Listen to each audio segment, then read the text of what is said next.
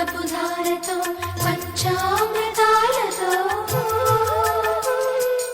అంగాంగం తడుపుతూ దోషాలను కడుగుతూ గంగోత్రికి జరుపుతున్న అభ్యంగన స్నానం.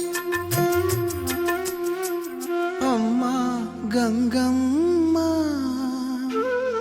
కృష్ణమ్మకు చెప్పమ్మా కష్టం కలిగించొద్దని. యమునకు చెప్పమ్మా సాయమునకు వెనకాడొద్దని.